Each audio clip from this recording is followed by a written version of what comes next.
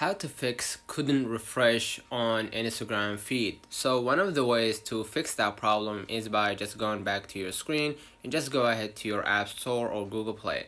And from here, what I'm going to do next, I'm going to just go ahead into searching for Instagram right here, and make sure that you updated your Instagram to the latest version so you can actually have access to all the new features.